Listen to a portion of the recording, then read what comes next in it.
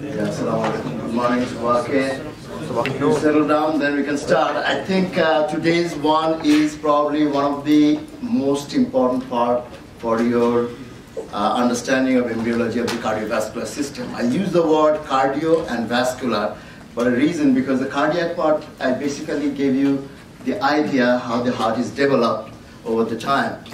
But the vascular part you have to understand, which I left just before that last time, in terms of understanding how the pulmonary artery and the aorta is derived. Following that, I'll be doing the second objective, which is called the aortic arch derivative. This is not arch of the aorta, this is aortic arch, and I'm going to explain to that what does it mean to you. Arch of the aorta comes from the aortic arch. Aortic arch also produces many other arteries, many arteries, like your carotid artery, you know, subclavian artery, you know, brachiocephalic trunk. They are all coming from the aortic arch. Okay? Arch of the aorta also comes from the aortic arch. So I have to explain to that in a minute, but towards the later part. Is that okay? Yes. So there are two objectives I'm doing in terms of the vascular portion. One is the development of the aorta and the pulmonary artery, and what are the clinical problems could be associated with that. Very, very important. You can underline 10 times. Very important in terms of understanding the development of the aorta and the pulmonary artery. There is a word, I don't know whether you know it already, it's called tetralogy of Fallot. How many students know that? Only a selective students. Okay. Where did you learn that? When you first gave us the lecture, I was searching about everything you wrote. You're searching, very good. And how about other students? Where did you learn it? Physiology. Physiology talked about. No. So with physiology you learned, and the other students don't know anything about that. So from the back, you know, how did you learn it? Tetralogy of the Fallot. There were hands over here. Now quickly.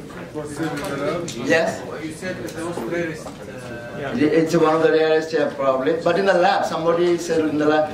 In the lab, somebody, yeah? Who taught you in the lab? I think the professor. Doctor? Dr. Osama. Dr. Osama taught, okay. Fine. You will be getting that in a, like, you know, within a week. The tetralogy of the Fallot will be coming to you, but it's very important. It is important, but it is very simple, so long you don't complicate the issue. So, let's start again by saying that I have completed the cardiac portion last time a bit, okay? Today I'm going to the vascular portion. The two objectives I'm going to it. One is the development of the aorta and the pulmonary artery, and second part is the aortic arch. Aortic arch does not mean arch of the aorta. Arch of the aorta comes from there. Okay, I'm going to explain that. So keep those objectives in mind. Now let's start. You may be surprised as to where is the PowerPoint. Yes, I'm fully aware of the fact that you have the exam coming up next week. So my next week will be all the PowerPoints related to my two lectures, first one and today's one. Okay? So the review is, so when you go for the exam, it's very clear. Okay? I remember that I requested all of you to look at my PowerPoint in the evening, and I'm sure that half of you, maybe more than half of you, did not open it yet. So you are relying on my presentation over here. That's not nothing wrong, but PowerPoint is necessary for a better picture. So let's start with the aorticopulmonary septum. This is almost what is you are looking at the truncus arteriosus, which is the end point. Remember the heart tube? Everybody remembers the heart tube? The end point is the truncus arteriosus. What will happen is there will be a division in the middle, and therefore one will be aorta and one will be pulmonary artery. It's very easy. It's nothing, it's not a problem with that. But if you look at if you think about carefully, that this part, that is the truncus arteriosus, will be divided into two parts, aorta and the pulmonary artery. But one will be attached to the right ventricle, that is the pulmonary artery, and one is the aorta, that would be attached to the left ventricle. Is that correct? Yeah. But if I draw it, the heart in the adult look at my drawing, please. That the way I'm trying to do it. Now,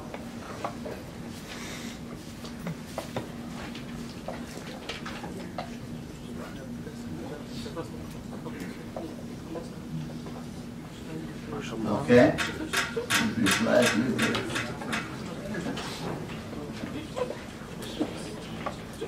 Now, in my drawing, tell me which one is the aorta, which one is the pulmonary artery. This is aorta, you agree? Yes. Because this is directly coming from the left ventricle, and this is directly coming from the right ventricle. Is that okay? Yes, sir. If you want the further drawing, then this should be divided into two parts. It will be going like this. Is that okay? And this one, if I have to draw it, then this is going and coming out like this. Is that okay? Yes. Everything is, what is the name of these two? Pulmonary artery, the branches, yes. And at one point there is a connection over here. That's artery, very good. So this is the prior knowledge. You cannot understand embryology if this concept is not there. So in the adult, you can see that at this point there is a twisting. One orifice, but it's a twisted. So that exactly happens. Does it look like a little bit of twisting? I try my level best to make sure that there is a little twisting over there. Make sense? Yes. It's easy now? So it is in the middle, the septum is in the middle, but it is twisted. So that one goes along the left ventricle, one along the right ventricle. It's very easy. But the knowledge of embryology is a powerful way to know that, okay? Now, this septum is called the aorticopulmonary septum. Very important. It comes major portion, whenever there is a membrane in the heart, it basically comes from the neural crest. You remember neural crest? Yes. And I told you earlier, the neural crest plays a major role in the formation of the cardiovascular system in the heart. Underline 10 times, because I'll be asking it. And in the USMLE, other places, neural crest is well known now. And they target that because people get many Nobel Prize based on the work on the neural crest. You know a couple of those already. Remember the megacolon? I told you about that. There are many things which are directly dependent on the neural crest. So this is coming from the neural crest. Now, who has the problem understanding this picture and this picture is exactly the same? Yes or no? Twisting over here, this is basically what I have drawn over here. If I take it a little bit up, that's the membrane, that's the membrane which is twisting, and to make it over there. And if you still have a problem, this is the aorta and this is the pulmonary artery. Now, why are you learning this? There is a way, there's a reason that, I'm emphasizing that the septum, which is called the aorticopulmonary septum, is very important for a particular disease, which is called tetralogy of the phallus. So I will be doing that now. I'm writing it. The name is tetralogy of Fallot. Fallot is the name of a person.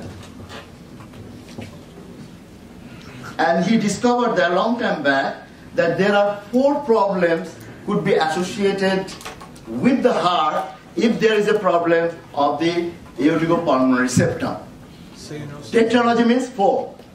The 4 problems could be associated with the heart if there is a problem of the aorticopulmonary septum. If there is a neural crest problem, aorticopulmonary septum could be a problem. Okay? Now let's start with this simplistic thing over there, a diagram, a very simplistic one. Now, here I am drawing a chamber, and here I am drawing a chamber over. Very simplistic drawing. What is the name of this chamber? Right ventricle. You're very smart, yes. So do you need a sophisticated drawing? No, very simplistic. There is a thing going on, and then, and this is the left ventricle. You got it? Yes. Now, if you look at this one, it is present right in the middle. Right in the middle. So, for example, this is exactly the way. Right in the middle is the septum. Right in the middle. Now, if there is a neural crest defect, then what happens with that membrane? The membrane shifts towards the pulmonary artery. So, for example, if, like my height and weights, if somebody stays over there, so we say, well, mimic Dr. Paul Ganguly, another person over here, very difficult to get, but you get it one, same person. Then we side by side, one is the aorta, one is the pulmonary artery. Now if you bring a very big fellow, very big fellow beside me, then what I'll do? I'll just push, I'll be doing like this, because he needs more space.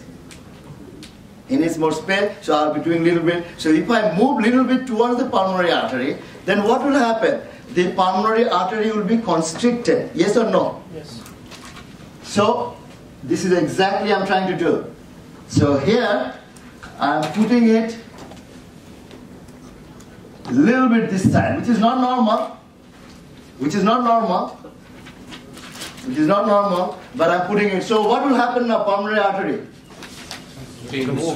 Moving. So it is called pulmonary stenosis.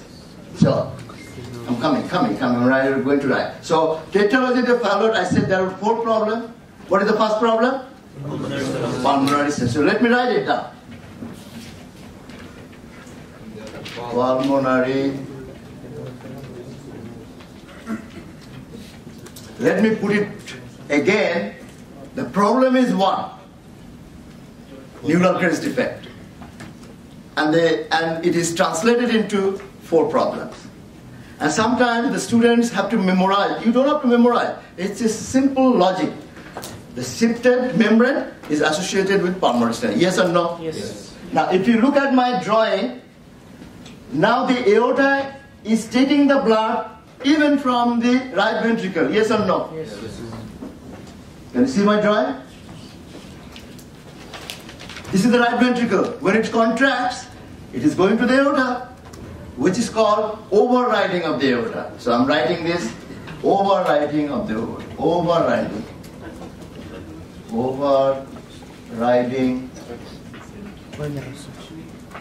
of. Is that okay? Do you understand the meaning of overriding of the aorta? Yes. Because the aorta, like I should be here, the other fellow should be over here, exactly the same position. But if I move it, he takes this other extra space. That is the overriding. Overriding of Omar or somebody who is coming beside me. He's taking my place. So I have to be a little bit like this. I'm constricted, he is happy. Like this.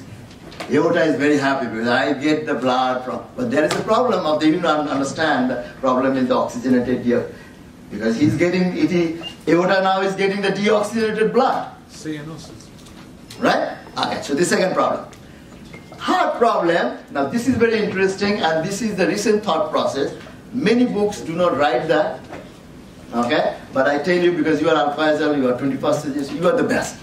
So you have to know the best from Dr. Paul Ganguly, and that is exactly, if there is a membrane problem, aorticopulmonary membrane problem, there should be another membrane will be equally affected.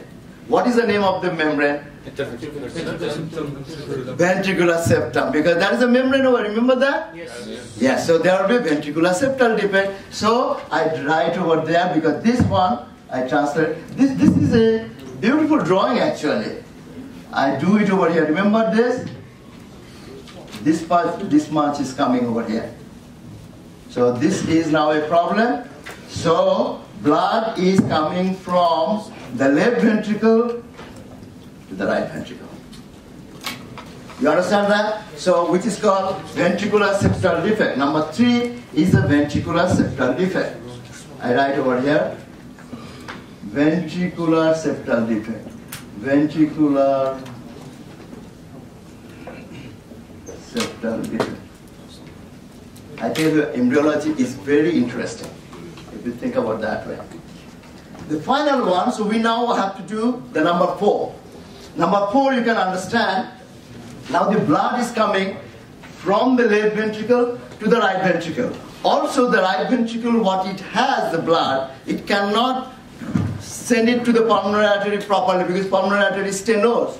So what will happen to the right ventricle? Right ventricle will be enlarged, and that is called right ventricular hypertrophy, which will look like a boot. That we hear is a boot-shaped right ventricular hypertrophy. So I write it over here.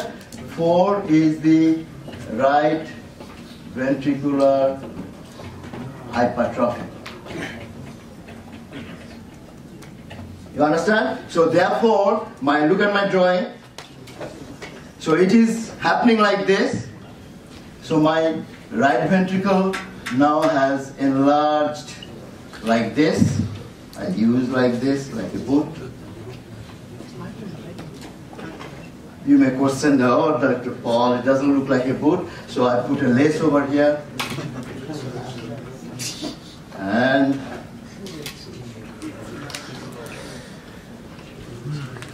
four is easy. So now onwards, you don't have to memorize. I don't like when the students try to memorize, and then memorization is for a few minutes. If you try to memorize, by the time you go out here, now you can actually tell everybody, the senior student, do you know what is tetralogy of Fallot? What is the problem? They will say, oh, there are 4 defects. Then you say, I'm not asking you, what are the defects? What is the single problem? It's a neural crest defect leading to single problem is the aorticopulmonary septum. That is a defect. It has just moved a little bit this way, and the 4 problems will be coming along with that. So let's start again. The first problem is the pulmonary stenosis. Do you agree with that? Yes. The second problem is overriding of the aorta, because it takes the overriding, so it is taking the deoxygenated blood. The third one, because the membrane is coming from the neural crest, is a continuation and is going to the interventricular septum, which has a membrane part, that also is defective. So now what will have? Ventricular septal defect. That's the number 3. And now the pressure in the right ventricle has increased because of 2 reasons. Number 1, the blood is coming from the left ventricle to the right ventricle.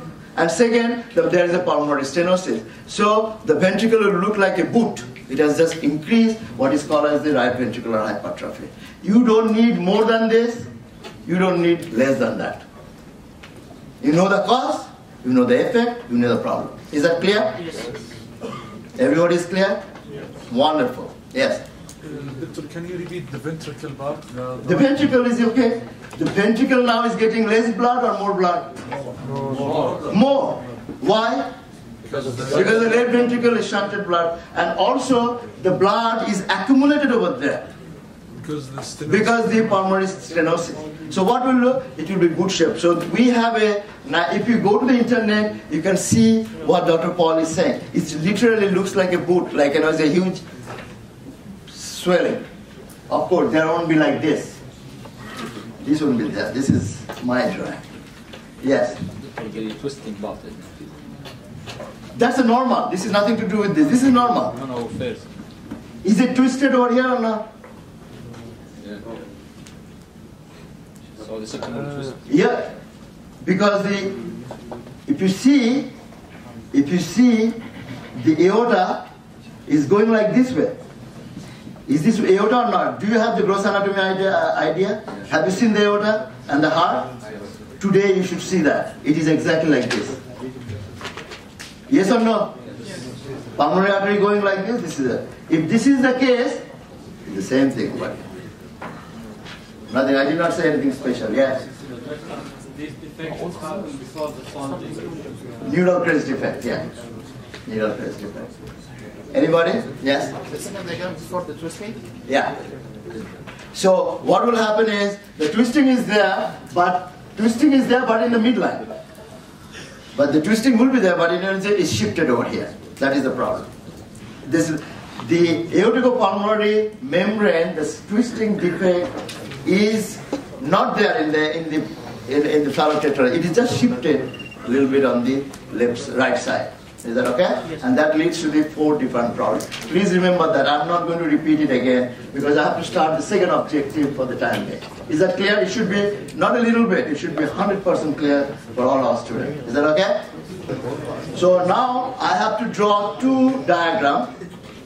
It's very important. One is the normal diagram that you know already, all of you. That's the one I drew earlier. That's the adult heart and it's the blood. Remember, I'm now emphasizing the blood vessels. Because I've gone out of the heart, now is the blood vessel means aortic arch. It is not arch of the aorta. Arch of the aorta is a part of the aortic arch. So that's what I'm going to explain to you. Okay, let's draw it again. So I draw like this way.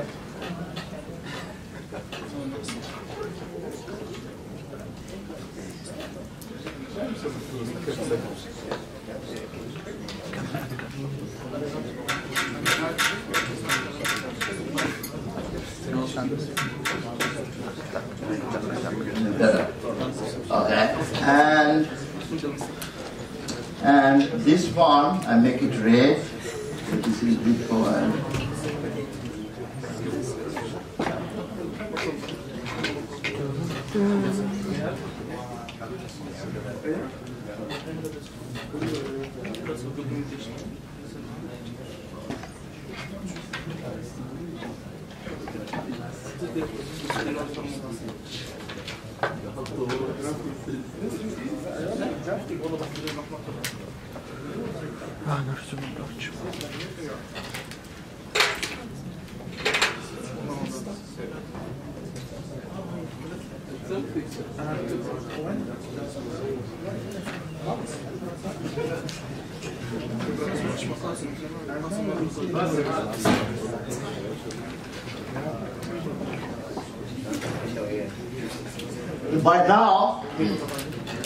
By now, all the students must understand, must know that the arterial supply over here, that the arterial arcade or whatever is there. Let me orient you. This is what I have drawn is again aorta over here coming from the left ventricle.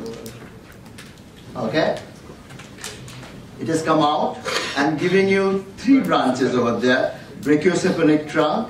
Sometimes students write right brachiocephalic trunk. There is no left brachiocephalic trunk. So there is no point of writing right. It is the brachiocephalic trunk, which is divided into right subclavian and right common carotid. The other one is called the left common carotid. The other one is the left side. Everybody knows by now.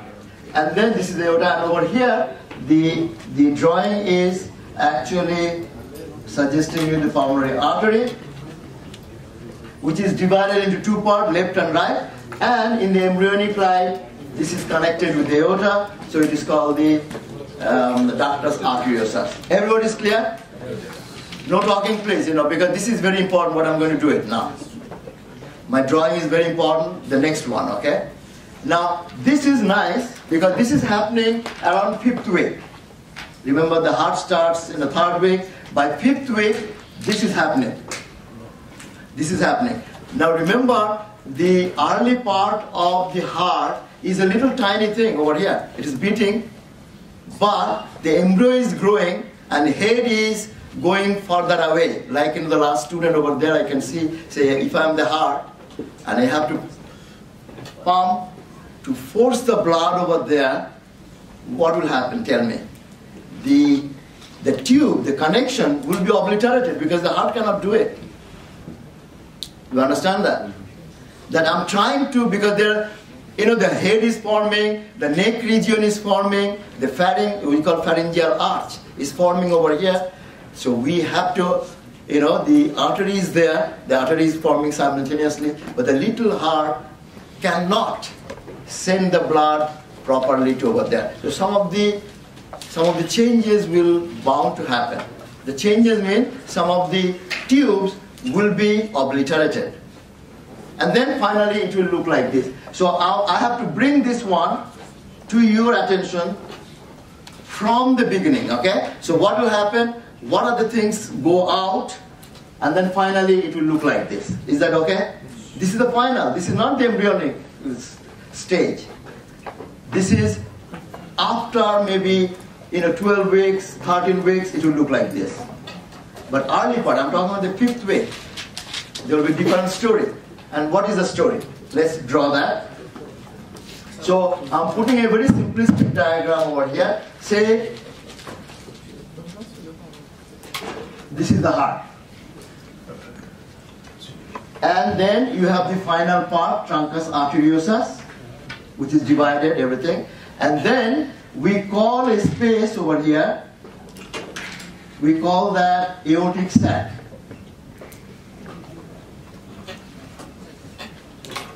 Aortic sac.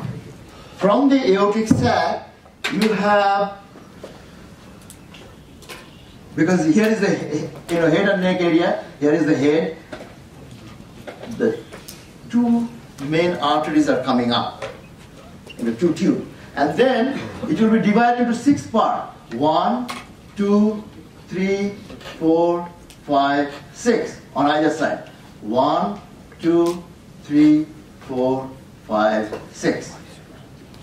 All these things are called the part of the aortic arch. Not arch of the aorta, again I want it.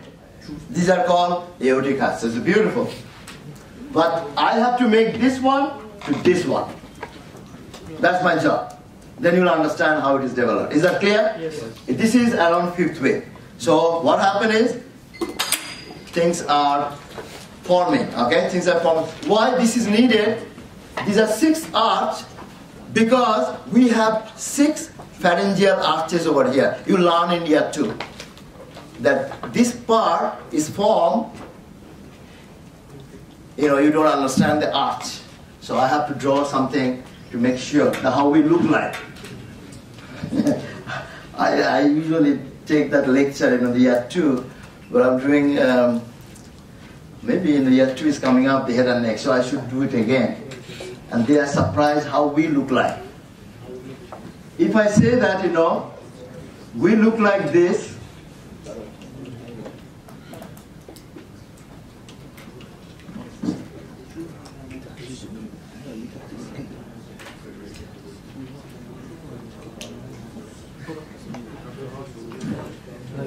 and I call this is an arch. Arch means one is out, arch, and then the pouch. Arch, and this is called pouch, this is arch. Everybody understand what is an arch? Yes.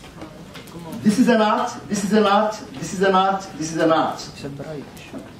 So we have 6 of them actually when we are, this area has 6 arches on the pouch. The many things are obliterated too later. And if you still don't believe it, this is how we look like. Is that okay? And if you still don't believe, then put your hand over here. You see there is a ear, which goes, so this is an arch. It comes out over arch. Then it goes, so this is an arch. Inside also we have like that, the same way. We have exactly the same way. We have like this way, we have like this way. And here we are looking like this. Inside.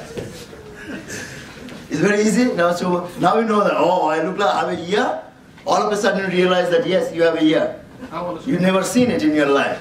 But now you put it over here, yes, it is a ear. So we look like something is going inside, comes out. And our neck is, you see that it is, so this is an arch. Make note, this is an arch. We have the maxillary mandibular arch, all kind of thing, you'll see that. So we have, from here to here we have 6 arches, many of them obliterate, you'll understand that.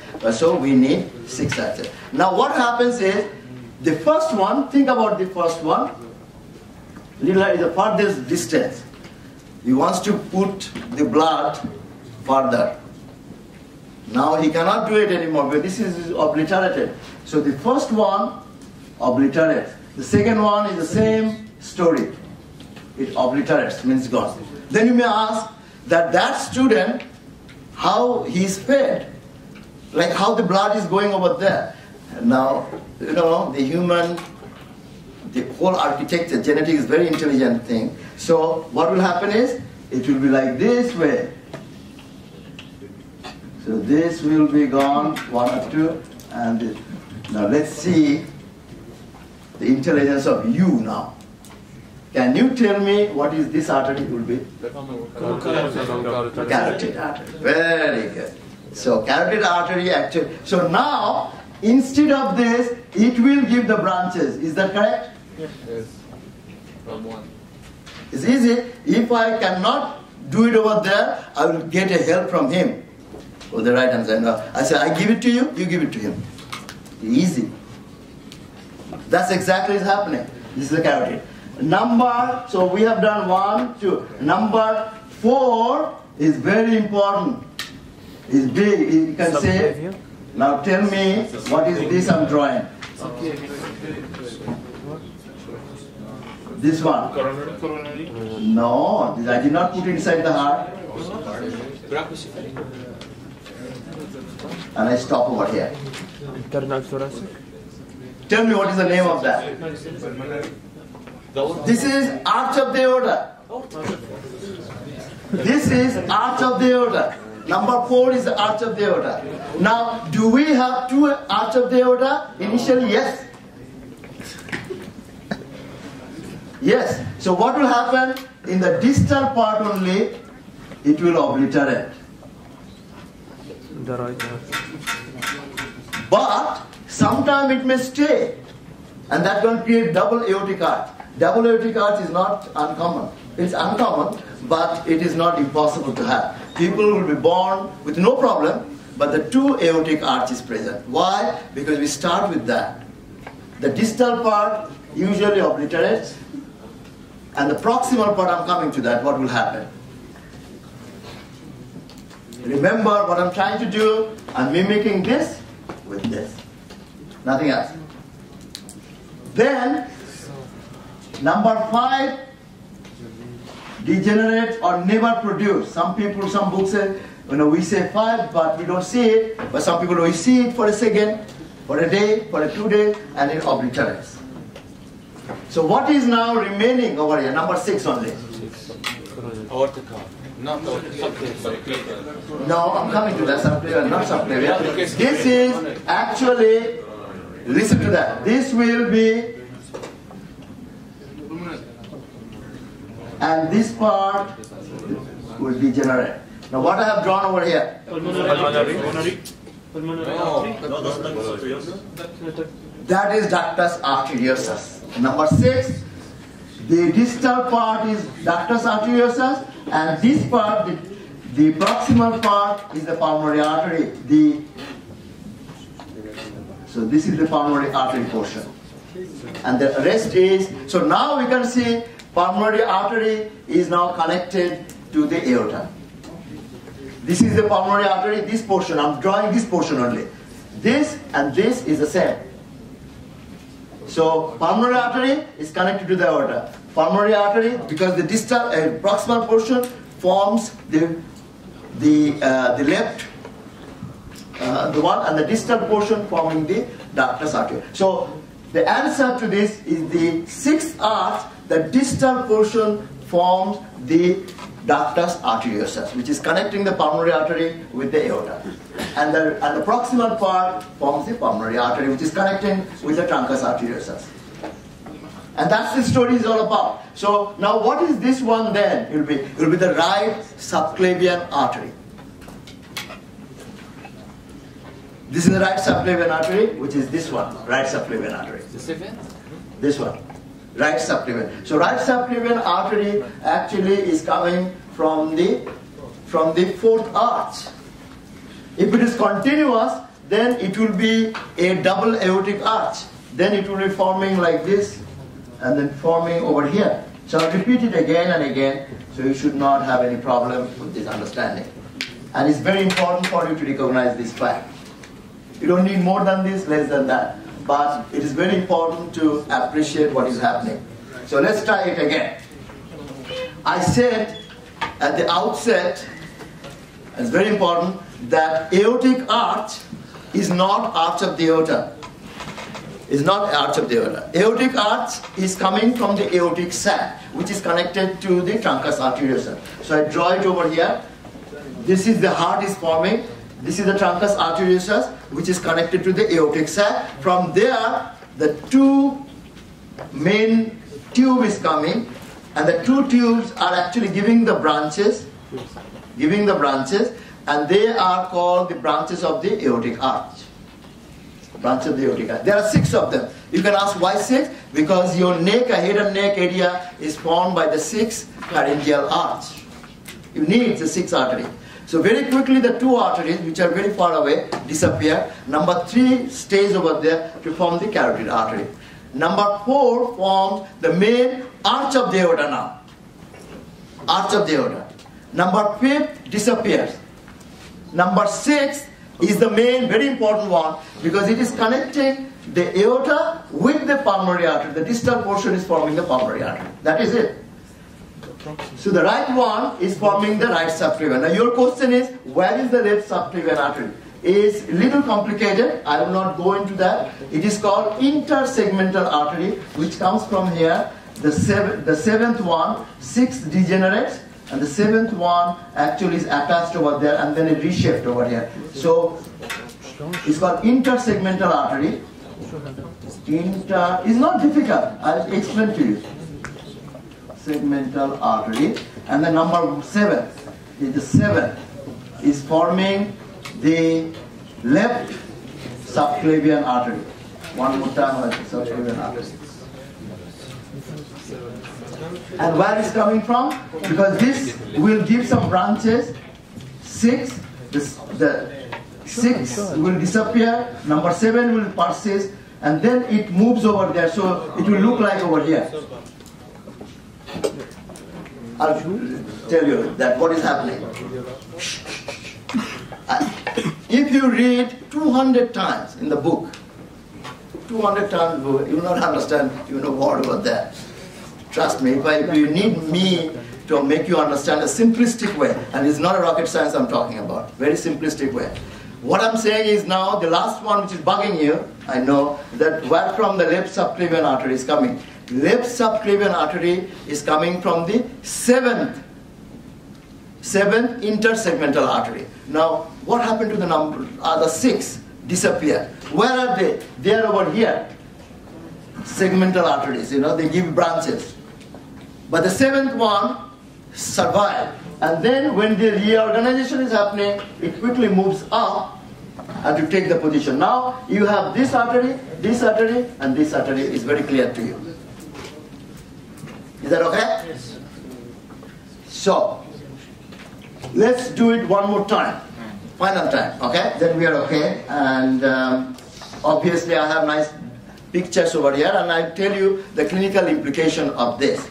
Now the clinical implication is, you can now understand why we have the vagus nerve is stuck over here, and why we have the vagus nerve over here.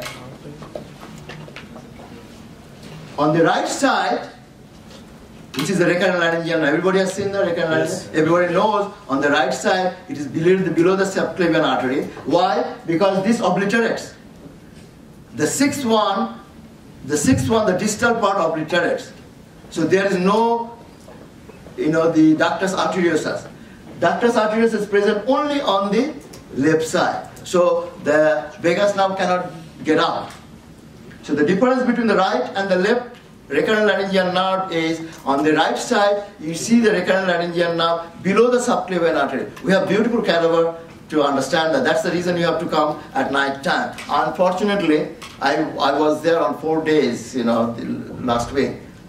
Less than 30% students show up. Less than 30% students.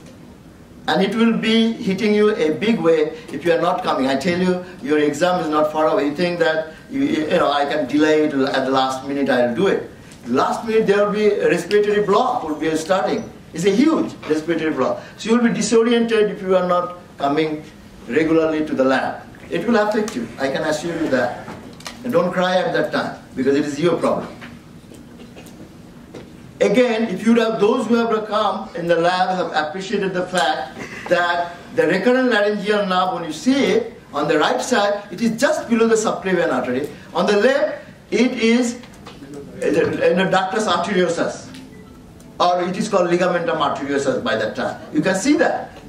We have shown you already. If you cannot see it, ask me, ask Dr. Atif, everybody. But embryological fact you can understand now why it is not over here.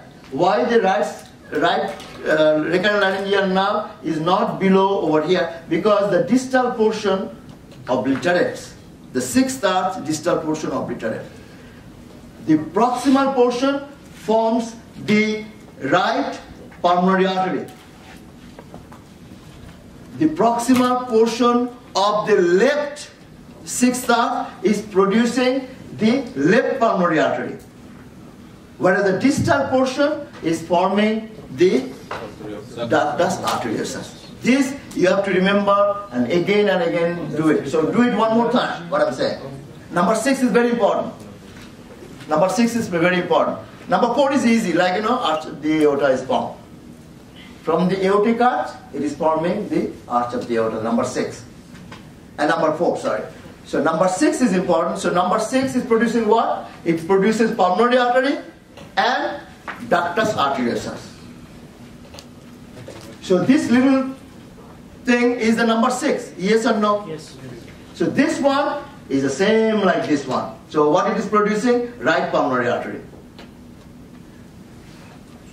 This little drawing over here, it is the 6th aortic arch on the left side, but the proximal portion is producing what? It's producing the left pulmonary artery. You can see a little connection over here. This connection is called the ductus arteriosus, which is over here from the left pulmonary artery. It is joining with the aorta. It's very easy. Then I said, where is the left subclavian artery? Left subclavian is called intersegmental artery. Intersegmental artery. That's all. You just memorize that part only, because it's slightly difficult for you to understand. But it's coming from the 7th intersegmental. 6 will be gone. Only 7th will survive. Yes. Doctor, what about brachiocephalic? Yeah, very good question. Brachiocephalic, then it is rearranging over here. So this will now, very good question. So how it will look like now? If the brachiocephalic is a continuation of this. Brachiocephalic is a continuation of the number third on this side, and then it will look like exactly like this way. It is a rearrangement only. Rearrangement of the artery, but it is coming from the third, the third part of the aortic arch. Just the rearrangement. So rearrangement, and this one is the same one, same thing we are talking about. So you have to think a little bit more when you do by yourself. So it is very important that you go tonight, go back, because I have asked maybe 1 or 2 questions in this in relation to the aortica, and I have already sent my question to Dr. Moni for the midterm, and I can tell you that there are questions related to this. And the usual question is like why the right subclavian has the recurrent laryngeal nerve, and why this side, which is the on the left side, we have the ligamentum arteriosum has the recurrent laryngeal nerve. The reason is the recurrent laryngeal nerve cannot get out. This is not obliterated. On the left side, this portion is obliterated. On the right side, it stays, because we want that. Because we want to siphon the blood from the pulmonary artery to the aorta in the embryonic life, because the lung is not working. This is a siphoning. There are three places where it is siphoning. One in the liver is called the ductus venosus, one in the foramen ovale, and this is the third one. You know by now. Yes, sir. Okay, very good. So there are 3 places, so this is one of them. So we need that. But which one is producing which? So this diagram will tell you that, and you have a nice picture, and I'm going to show you next class to make it happen. Thank you very much.